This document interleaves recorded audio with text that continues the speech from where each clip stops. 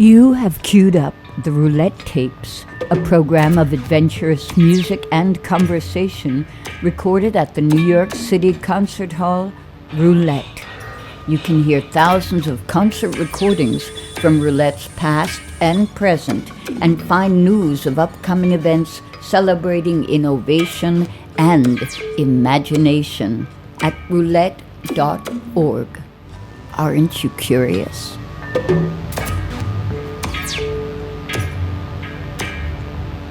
Welcome to another edition of the Roulette Tapes. I'm Susan James. If you visited Roulette in recent years or browsed the online vault of the Roulette concert archives, you may have heard a performance by cellist Lester St. Louis. He's a frequent collaborator for this generation's new music band leaders and is quickly developing as a composer and improviser of his own works as well. In this edition of the Roulette Tapes, Lester talks about two concerts he presented under his own leadership, Transfer 01 in 2020, and a more recent work, Metahaven. We'll also hear his reflections on performances with yuniya Eddie Kwon and her ensemble Sunhan Guild, a trio with Wendy Eisenberg and Ryan Sawyer, and another trio date with Charmaine Lee and Joanna Mattrey. Here's music and commentary from Lester St. Louis.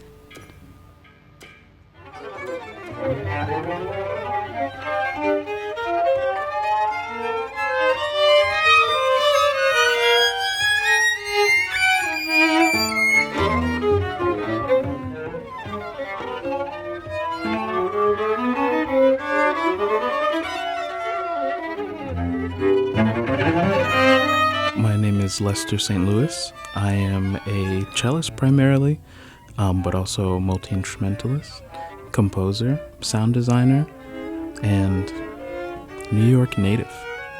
My musical life began when I was around 13, 14. I was a really big fan of music. I grew up listening to a lot of soul and hip-hop and reggae and so much music from especially the Black tradition. And in my kind of late preteen times, I really fell in love with classical music. Growing up, I was primarily doing visual art prior to then. And my school had an orchestra class, and I was just kind of roaming about the halls one day. And I stumbled into the orchestra room, and the teacher let me stay for the entirety of the class. And I spoke to her after, and she said, if you have time in your schedule, you're more than welcome to join. And of course, I was coming in like deeply disadvantaged from the position of like not knowing how to read music or play an instrument, but she gave me the opportunity to take the instrument home every day, which was kind of like such an enormous catalyst to be able to let me like really go off and like get into understanding how to play the instrument. And I mean, the journey from there was like supremely autodidactic, but like deeply invested in learning to play music and wanting to play music with people. So throughout the rest of my high school years, as I got better, I had the opportunity of joining youth orchestras and so on. And my family had moved to North Carolina when I was in 10th grade. And yeah, it was a really small orchestra program, and I was the only cellist, so it kind of gave me the opportunity to get really good for the sake of having to get good for the class. And I just had a really encouraging teacher who, he let me prepare the piano that was at the school, and he gave me a bunch of records. The first time I ever heard Kind of Blue, the Miles Davis record, which was like a deep adventure into jazz from there, was something that he gave me. So I'm so grateful for all those opportunities. And then I moved back to New York after high school, and then was on the adventure of figuring out like how to make a life in music as like a way that sustains me and your kind of whole spiritual life, right? So kind of the first year, I spent a lot of time going to a lot of lectures. Occupy was really big in that time, so I went to a lot of those demonstrations.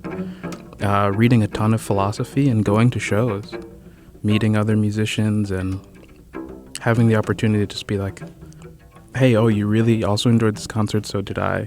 Here's our number, maybe we can play sometime. Nothing like nothing too crazy, just because really the idea of the session, even as like a way of being in community with other musicians, wasn't something that was totally on my radar yet.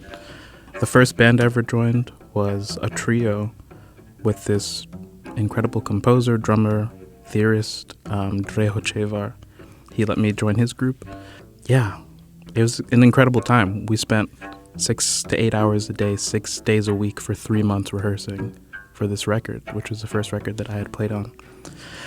And from there, it's been kind of this incredible growing. I was at this place, this venue Spectrum on the Lower East Side for a while and met a ton of musicians through there, a lot of whom I'm still working with and are dear friends of mine. And yeah, through having that experience of meeting all these people, I think it just kind of naturally evolved.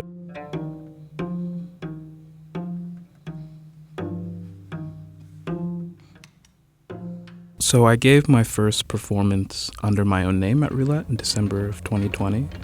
It was, peak pandemic times. It was interesting because my musical world at that moment, as for everyone, had changed considerably from spending so much time on the road and playing with people so often, doing shows, to having all that really shut down.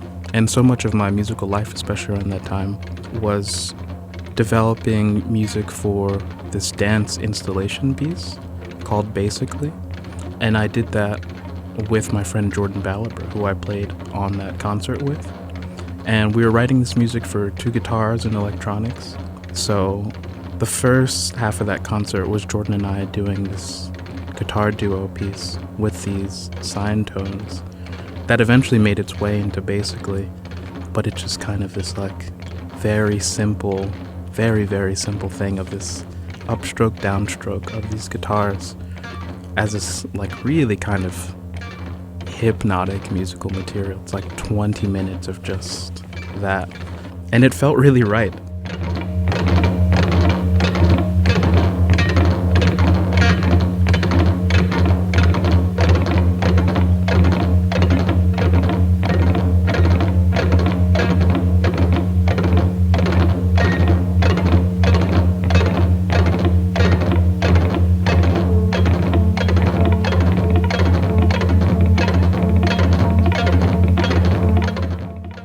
Maybe the best way to say it is I think all of us were in that kind of space in that time so much. Jordan's a very dear friend, like a brother to me, and we worked together on a lot of music. And he doesn't play out as much. He's an incredible producer, but I felt like it was just a really right opportunity to bring him in and to do that with him. And then the second half of the evening was a trio with Charmaine Lee and Drew Waselli, another 2 really great friends of mine, who, for context, Drew Waselli is a guitarist and Charmaine Lee is a vocalist. I remember meeting Charmaine outside of The Stone, going to see that band Rocket Science with Craig Taborn and EQ Amori. And we were just standing in line behind each other and just immediately hit it off. And I met Drew when they came to do a show at Spectrum, a duo with Eli Wallace, where I was working the show. They had just graduated NEC, and I was like, damn, this is a really good guitar player, And we did roughly a half hour of just improvised music with, intense dynamicism, lots of subtlety, lots of intensity, which is so much of my musical life.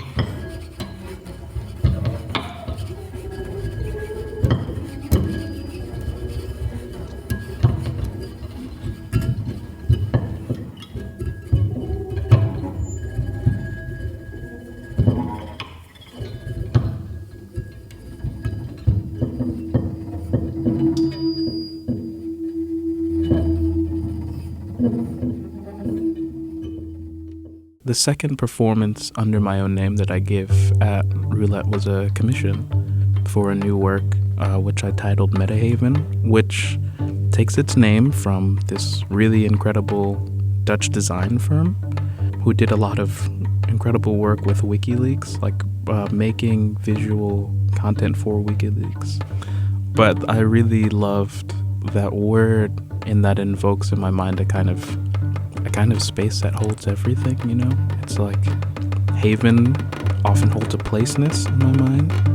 So it's like kind of the place of all things. And when thinking about that title, I really wanted to try and do that. And the evening was in 3 continuous sections, but really sections. The first part was a string trio with a violinist Josh Modney and violist Carrie Fry and myself. And the second part of the evening was my duo H by H with Chris Williams. And then the final portion of the evening was solo. I kind of tried to think of like, what has my musical life been? And the thing of starting with the string trio just kind of touches back to that orchestra class thing of like the first time I played music was with other string players. And I just really wanted to have a section with that. Like I love chamber music. I feel really inspired and committed to it, and want to investigate and invest myself in that more in the coming years. And Josh and Carrie are just 2 of the best string players in the city. I mean, they're incredible improvisers and they're incredible readers and such master technicians. So the first part of the evening is this kind of micro look at a conception of string music, mostly coming from my cello playing, trying to find the way that the techniques that feel quite essential to my playing translate to other instruments, especially ones that have to be held up versus hoisted between the legs, and asking them to embrace some of that technique and kind of try to flesh it out with me, you know?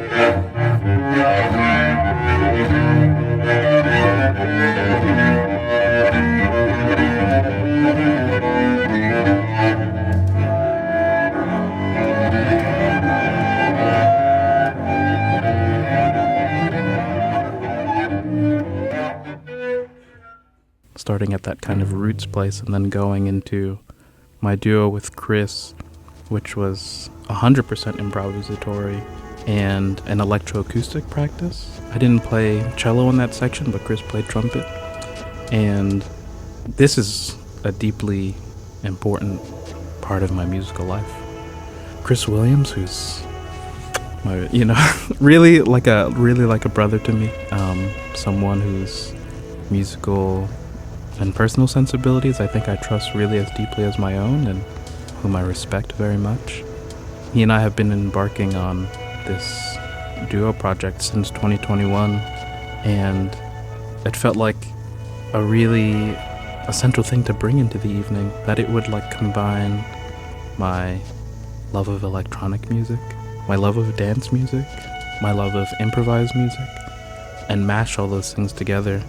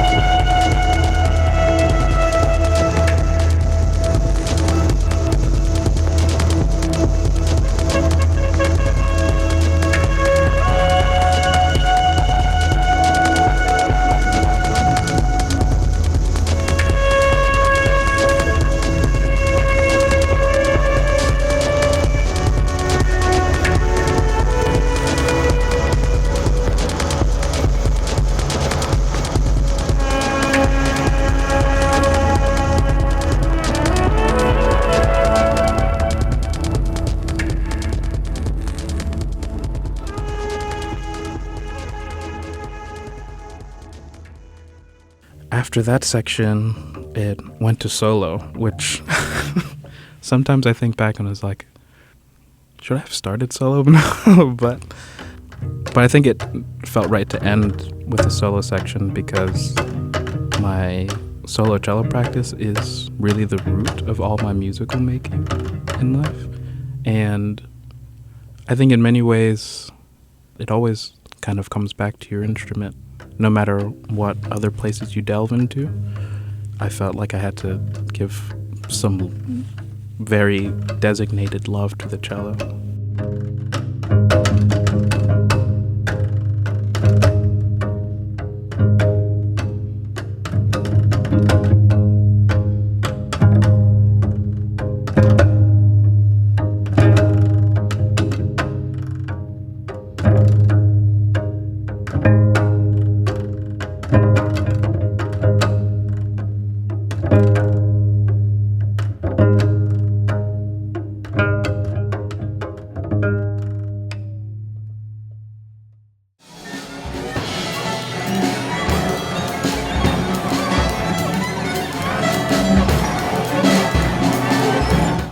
Back in May of 2023, I had the really great opportunity to give the premiere performance of Sunhan Guild with Eddie Kwon, Do-yeon Kim, Laura Cox, and Jessie Cox.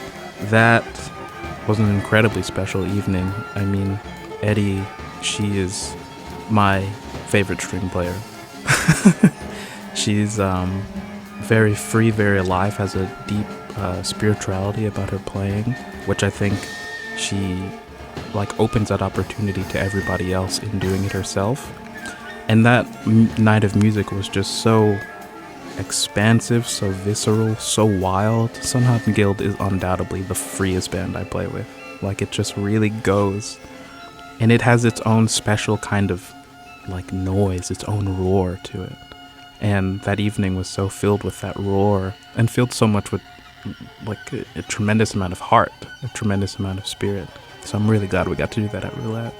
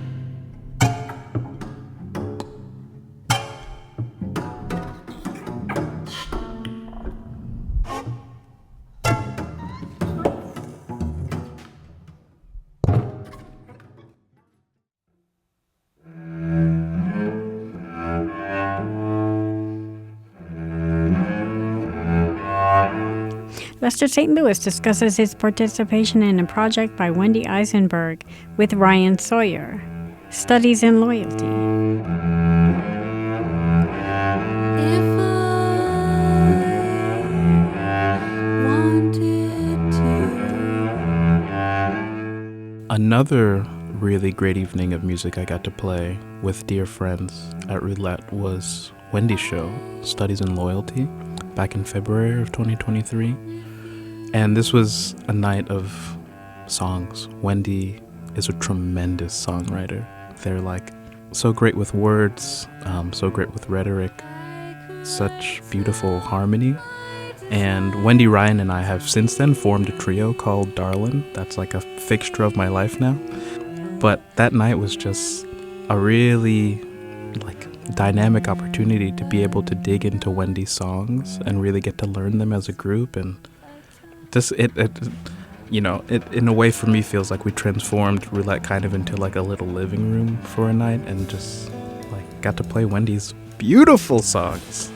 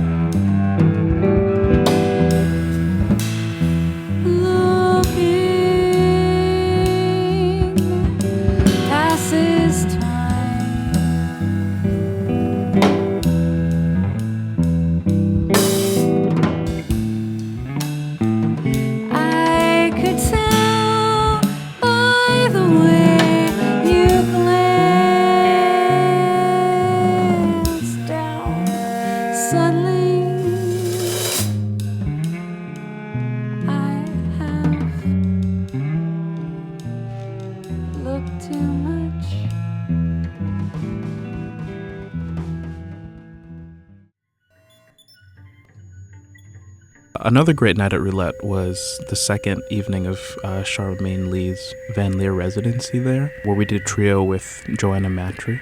And a few months before, for Charmaine's birthday party, she had invited Joanna and I to do a duo just at this burger place in Bushwick. And we just went full string madness. I mean, Joanna's like, you know, an incredibly beautiful, wild human. And after that night, she had hit us up a few days later and was like, we have to play trio, you know, just like pure improvised music. And part of why I love Charmaine so much is that she really stands for that. She really stands for improvised music in a way that I think, you know, I'm not saying that other people don't do, but improvisation's a real serious practice for her. I love playing with Charmaine and Joanna. They're just brilliant musicians. I don't know what else to say.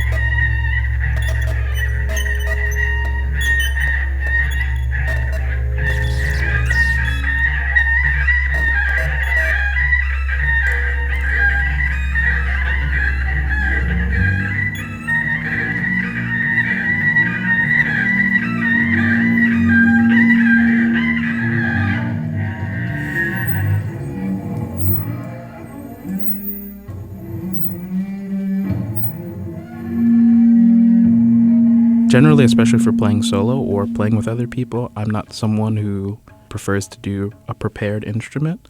It's like my cello playing is fingers, cello, bows. That's it. And it sometimes can expand out, but 99.9% of the time that's what it's going to be. So I think in 2015, I had come across this sarangi bow, which is this beautiful bow with a thick stick made of Indian rosewood and synthetic hair. And I was playing the sarangi and I was just like, this bow is really interesting. So I decided, I was like, well, I'm going to try and play cello with it. And it just gave me a whole other experience of playing cello, of like, you can really feel the vibrations in the wood when you play, of the like stick of the bow whilst playing. It gave me the ability to play all 4 strings at once, which is not something that's afforded with the standard French bow. So it was this kind of great opportunity to like build a whole new world of techniques from the experience of having this new bow. So these kind of different batutos, which you can see in the video, the solo section, there's like hitting the string and hitting below the bridge back and forth, kind of knocking it to like get this rhythmic pattern going.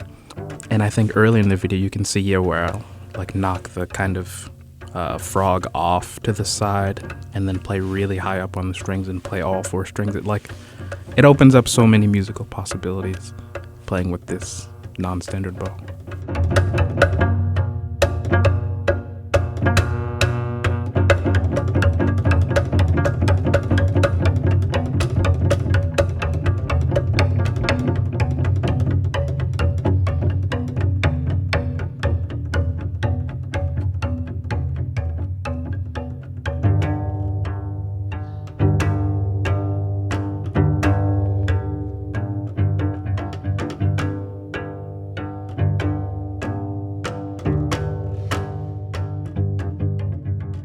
Cellist, composer, and improviser Lester St. Louis has been our guest. The Roulette Tapes is a part of the Roulette Concert Archives, a project made possible in part with support from the National Endowment for the Arts. David Weinstein is Roulette's Director of Special Projects and Senior Producer of the Roulette Tapes. I'm Susan James.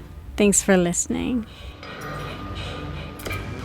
You have been listening to the Roulette Tapes, a program of adventurous music and conversation. This series is produced by Roulette Intermedium. You can find thousands of concert recordings from Roulette's archives and news of upcoming events at roulette.org.